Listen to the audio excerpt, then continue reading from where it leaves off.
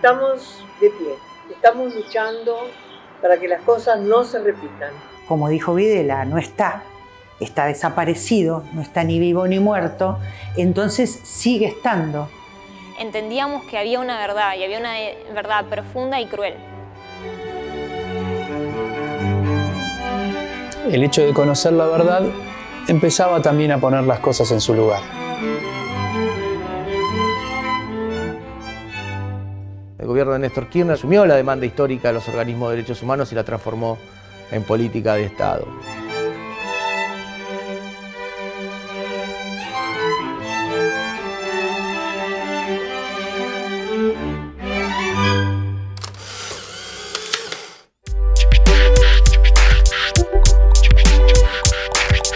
Y la historia que ahora vas a escuchar son patrimonio de nuestra humanidad. Para los nietos que recuperan su identidad, gritamos 30.000 veces al cielo, nunca más.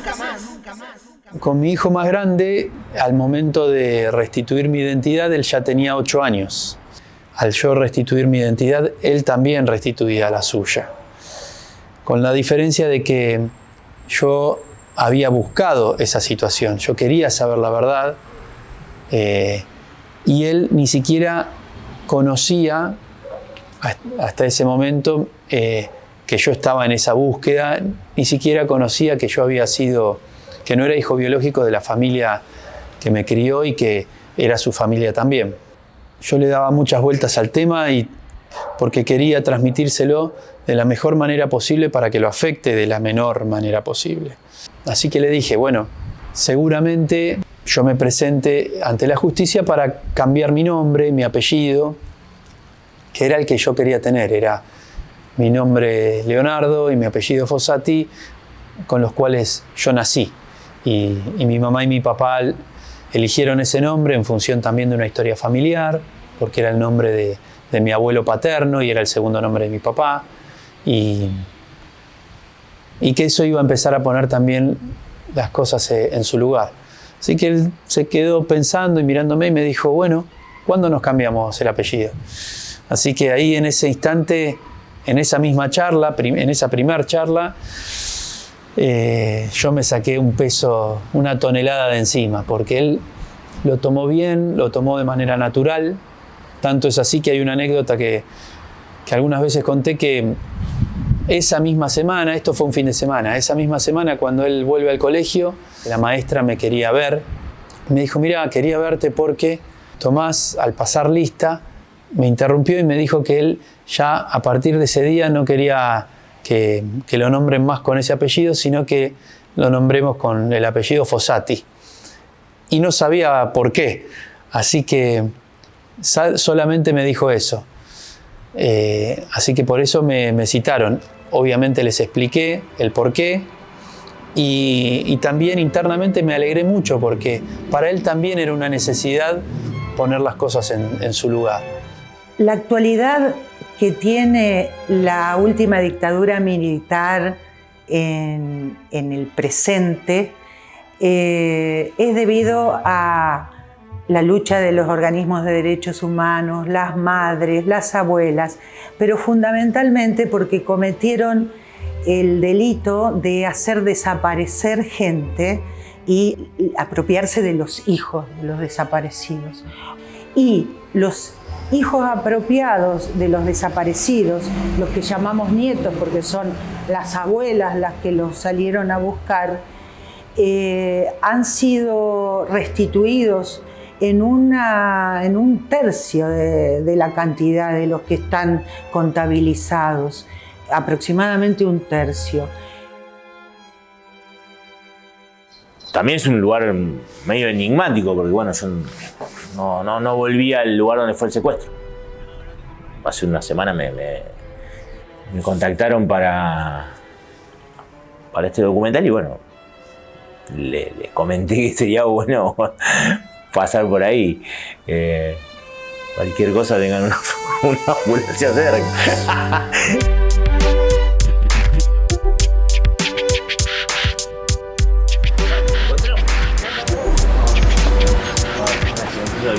Sí, recién a mí también me dijo mamá, le digo, mirá,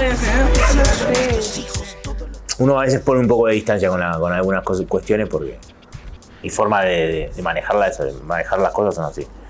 Si uno le pone mucho drama a veces, viste, le puede llegar a afectar, pero cada uno lo enfrenta como puede.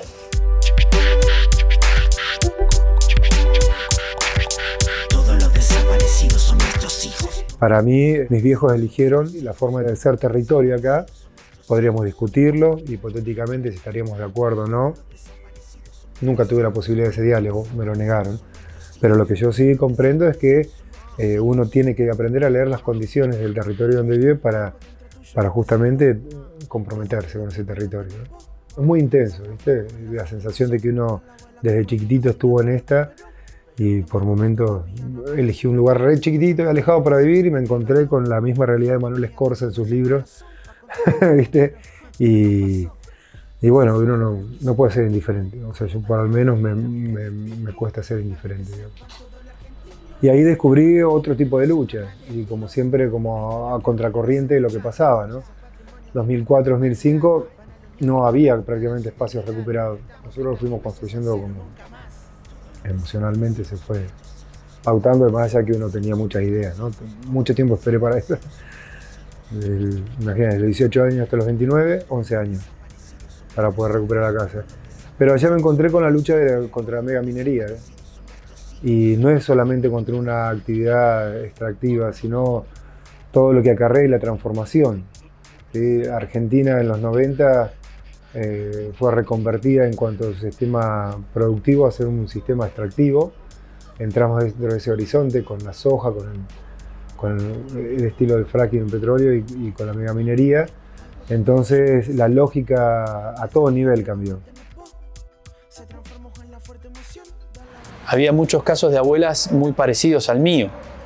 También los más conocidos y los más emblemáticos y los más conflictivos, donde en muchos casos estos nietos o estas nietas que fueron robados en plena dictadura cívico-militar fueron robados y criados por los mismos asesinos de sus padres. Entonces hay de todo.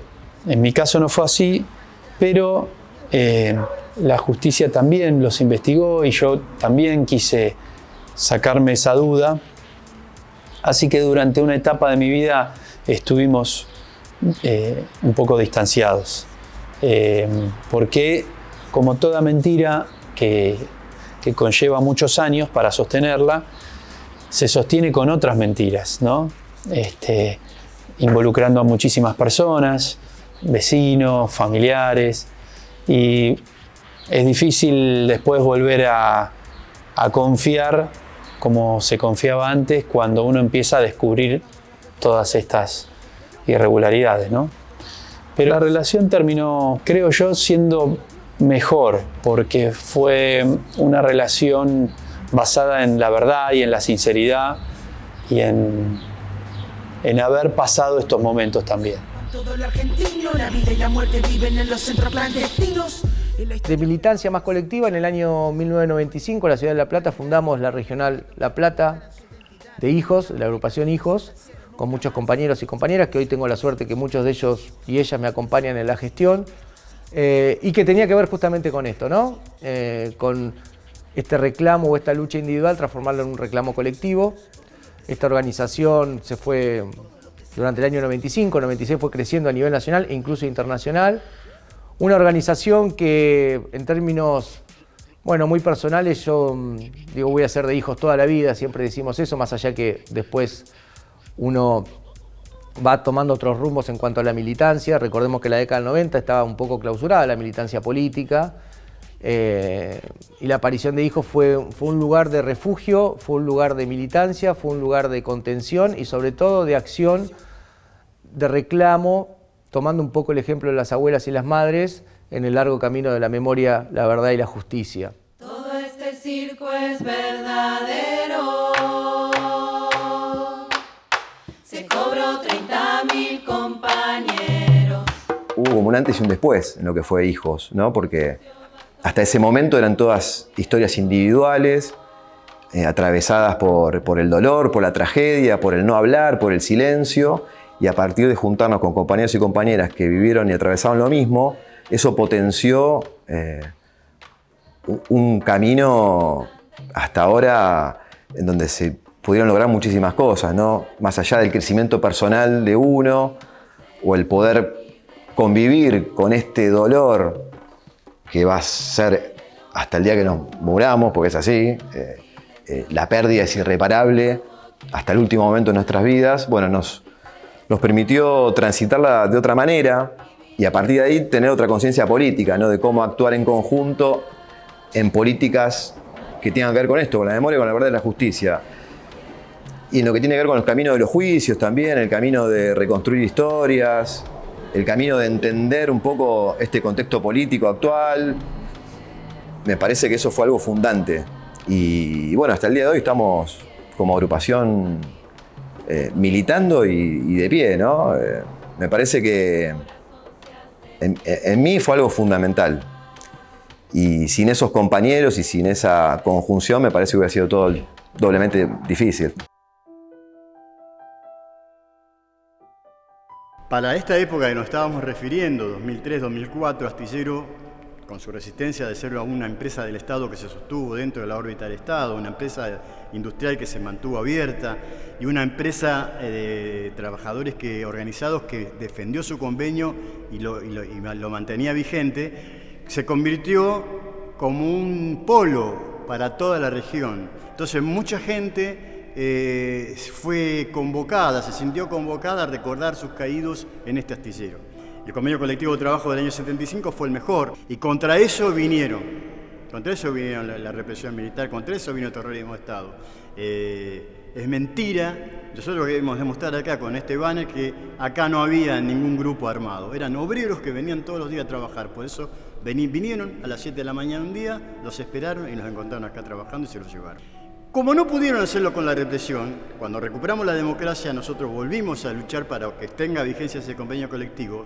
En el 2015 quisieron volver a atacarnos diciendo que éramos algo obsoleto, la industria era obsoleta la forma de trabajar, los convenios colectivos del siglo XX no sirven y nosotros luchamos contra eso, vinieron con la dinamita verbal, en vez de poner balas pusieron leyes, quisieron atacar las conquistas sociales haciendo recortes ilegales de sueldo, se negaban a que nosotros trabajemos, evitaron que tengamos contacto con la comunidad, cerraron todo acto y contacto que podíamos tener con la comunidad porque fue siempre ella la que logró con su solidaridad mantener esta fábrica abierta.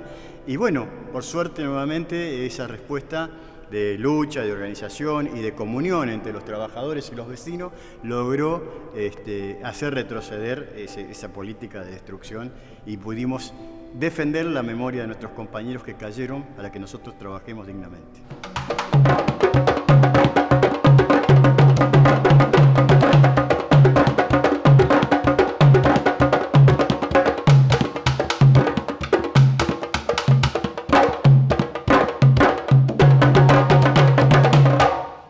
Yo creo que de ahí también lo que nos nace luchar contra injusticias y a unirnos en un primer momento, porque en el 2019 cuando nace el organismo, nosotros como juventud, digamos, era la primera vez que estábamos viviendo conscientemente un gobierno neoliberal y entendíamos y empezamos a entender lo que significaban esas medidas para el pueblo argentino. Como en ese contexto nos empezamos a juntar y empezamos a debatir un montón de cosas. Porque en el medio también había cuestiones que atentaban entre los derechos humanos. Veníamos de unos meses antes tener el 2x1 y una plaza de Mayo llena y nosotros después juntándonos y diciendo, bueno, pasó esto, no podemos hacer nada, somos juventud, tenemos todas las energías del mundo. Somos una organización federal que milagrosamente en la pandemia, con todo esto de la virtualidad, pudimos contactarnos con compañeros de todo el país. Ahora que está volviendo la presencialidad a poco, lo que hicimos fue empezar a crear regionales. Yo soy una persona que filosofo un montón y me gusta siempre tomar conceptos y al tan chica está la sociedad tanto a la idea de identidad, qué es la identidad, por qué esto es mío, por qué yo soy, por qué yo quiero ser, no solamente en tanto mi historia, que me marca quién soy, sino en una construcción propia de quién soy. Las elecciones que yo hago, yo elijo tener memoria, yo elijo ser quien soy, yo elijo luchar por las cosas que lucho, entendiendo y teniéndole además amor a esas cosas, porque son mías, son propias. Yo creo que además eso, cuando se hace compartido y colectivamente, además es mucho más rico.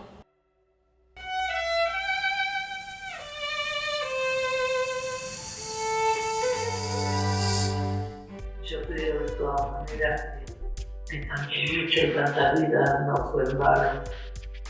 Las cosas, muchas cosas cambiaron, muchas cosas cambiaron la mirada de la sociedad, que lograron ser justas y fueran impensables. Todos los desaparecidos son nuestros hijos, todos los desaparecidos son nuestros hijos. Y hay otra palabra que también representa una lucha del pueblo, una lucha que es el nunca más. No queremos que ustedes, los jóvenes, tengan que sufrir nada de lo que sufrieron nuestros hijos por tener una idea política. No todos tenemos obligación de pensar lo mismo, no somos enemigos por pensar distinto, pero tenemos que entender que hay que compartir y hay que llegar a un acuerdo para levantar a nuestro país. Sobre todo los jóvenes son, yo creo que lo más importante de esta historia. Nosotros en las instituciones tenemos 3 palabras que son memoria, verdad y justicia. Implacables con eso. Todos los desaparecidos son nuestros hijos, todos los desaparecidos son nuestros hijos, todos los desaparecidos son nuestros hijos. Todos los desaparecidos son nuestros hijos, todos los desaparecidos son nuestros hijos, todos los desaparecidos son nuestros hijos. Algo dentro tuyo no te cerró, y esa duda que ahora tenés vos se transformó en la fuerte emoción de la abuela que por fin a su nieto recuperó. Y aunque mamá todavía no apareció, todos los días le sigo pidiendo a Dios: viejita mía, dame fuerza al corazón pa' contarle al mundo entero qué nos pasó. Y es así como lo quiso el destino. La patria fue nuestra única testigo, para que sepan todos los argentinos, la vida y la muerte viven en los centros clandestinos.